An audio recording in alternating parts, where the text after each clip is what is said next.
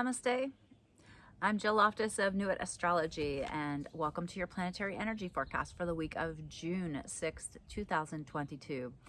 And you could take a little breath this week.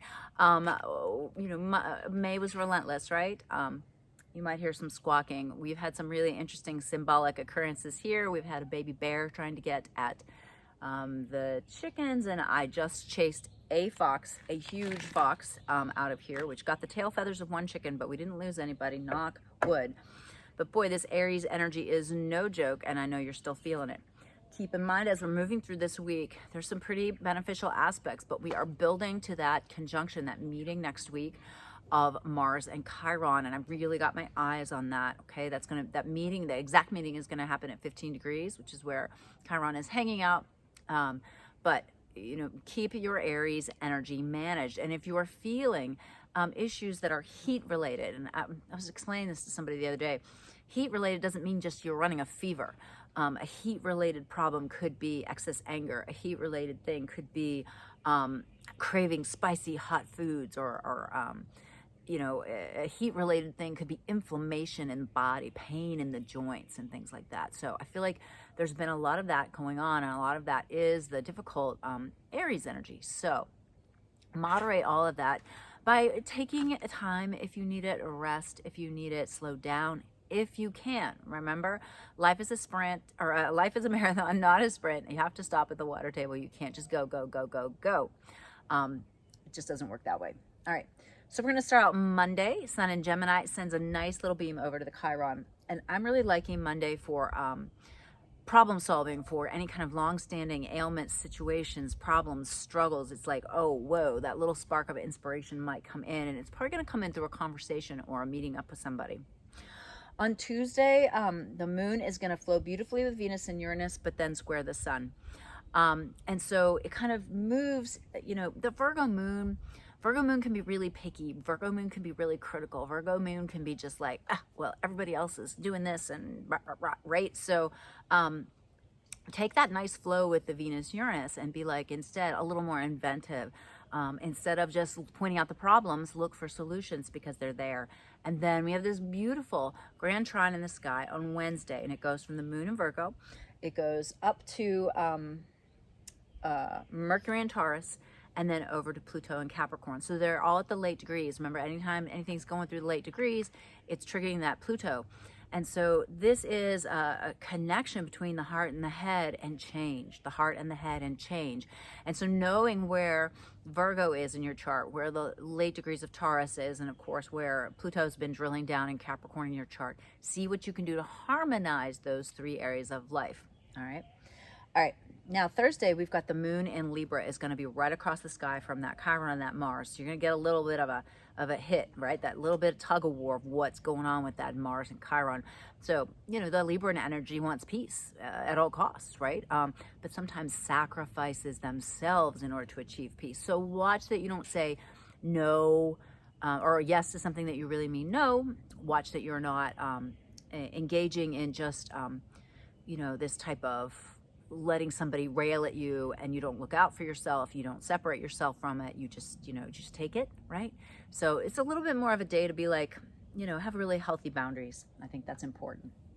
All right, Friday, Mercury and Taurus, precise trine to Pluto and Capricorn. Okay, we had this before, but it's a really great idea kind of generating day.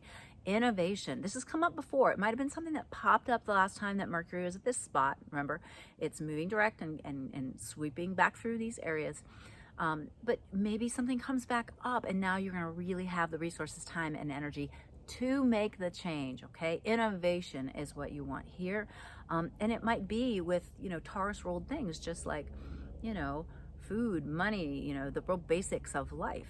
All right, so keep in mind that that will be happening.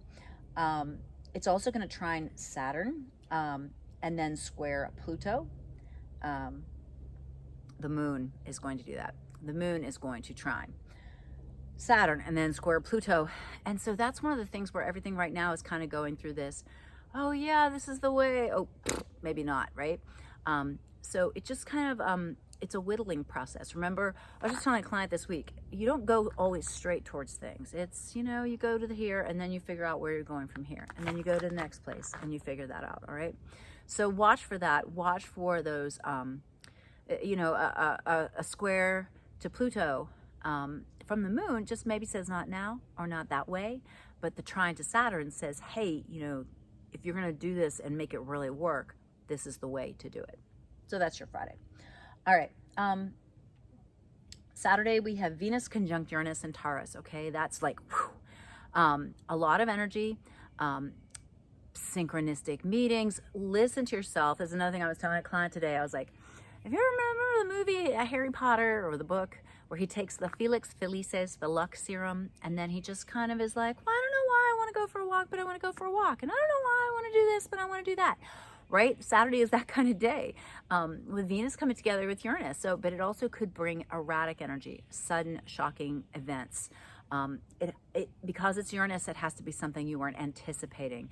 So try to let go of control a little bit. I wouldn't surprise me if something kind of odd happens earth-wise.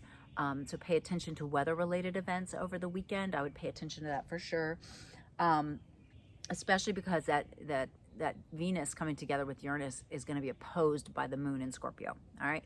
Moon does not necessarily dig being in Scorpio, right? That's the underworld. So weather-related events for sure, earthquakes, all that kind of stuff, or even just erratic financial comings and goings. All right. Sunday the 12th, we've got a very busy Scorpio moon. It's going to push against Saturn, oppose Mercury, but then flow to the Neptune and Pluto. So inspiration and reality, inspiration and reality. Dream the dream and then see if it actually works. Dream the dream and see if it actually works. Don't just dream the dream and do nothing to back it up. Don't get discouraged, right? Life's delays are not life's denials, as Kriyananda used to say. All right. So a pretty steady week. I feel like a week to get our feet under us, or at least still manage a lot of the fallout that we're all experiencing from the intense aspects of May. And prepping for some of this really difficult margin energy that we're getting at the end of the month. So I hope you found this useful, helpful. If you did, again, please like, subscribe, share. It really does help. If you're interested in my monthly new moon newsletter, I send that out. So please hop on the website and subscribe. And I wish you a beautiful week. Namaste.